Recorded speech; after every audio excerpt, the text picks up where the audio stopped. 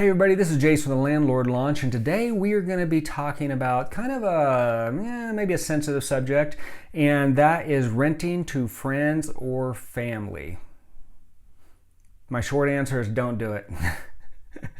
Listen, I'm sure that there's been plenty of occasions out there where that has worked out, but I have not seen any of those, to be quite honest with you.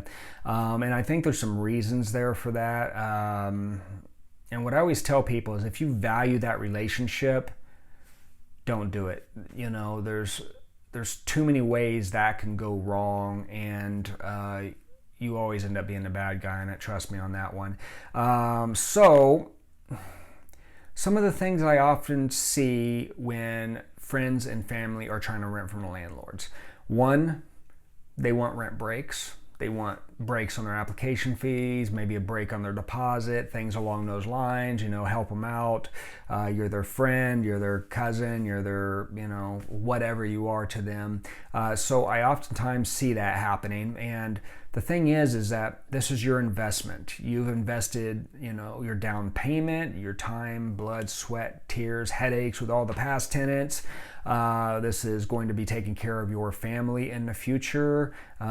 Theoretically, that's the whole point of an investment, is to make money and secure a better financial future. So don't leave money on the table.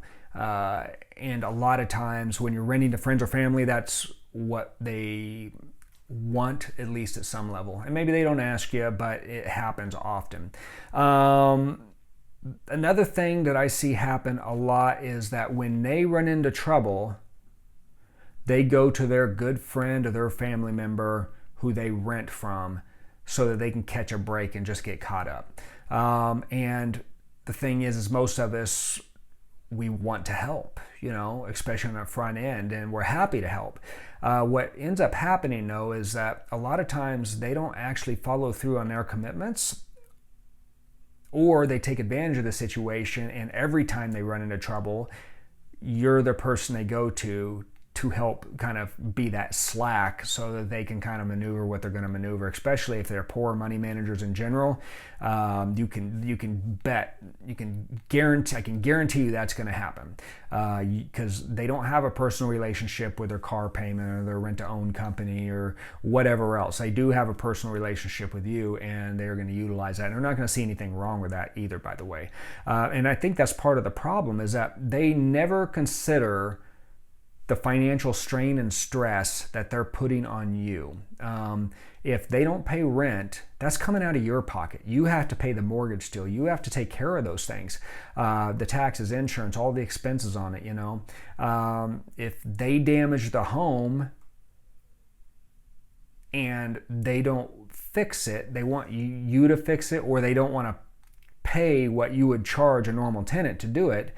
They just don't think in those terms. They don't care, they don't consider it, and that ends up becoming a big problem, because it ends up being a situation where you end up getting taken advantage of.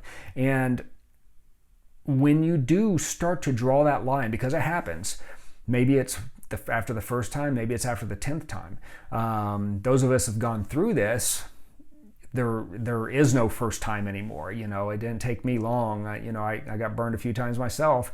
I knew the lessons, but I guess some of us just have to live through that. But I don't do that anymore. There is a line there. But when you do draw that line, then you become the jerk, and you're not the good friend, or you're not the good family member. And that person's out there just ripping you up one side and down the other, despite the fact that all the stuff you've done for them, you got them into a home, you gave them breaks here and there, you helped them out the first time, but the first time that doesn't go their way, then you're a jerk. And 9 times out of 10, that relationship ends up falling apart. Whether they have to move, or God forbid you have to evict them.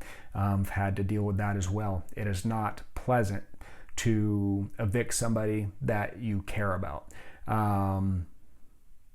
But it does happen. It happens a lot more than most of us want to. That's why I say don't rent to friends or family if you don't want it to happen to you. And at the end of the day, again, remember, this is your investment. It's your investment. Treat it like a business. keep the emotion out of it whenever possible. And when you invite friends and family to rent from you, or when that happens, not that you invite them, but when that actually happens, those lines become too blurred for you to make effective decisions. So that's what I have on the renting to friends and family. Any of you that are watching this that have done this, my guess is you probably know exactly what I'm talking about. If you've never done this and you're listening to this for the first time saying, yeah, maybe, my friend would never do that to me or whatever, I hope not. I mean, it's a bad feeling. So we'll go on and wrap it up there. Let me know if you have any questions in the comment section below. And that's it. That's what I got to renting friends and family. Don't do it. It does not work out well 99% of the time. Thank you once again for watching. This is Jason with the Landlord Launch, and we will see you next time.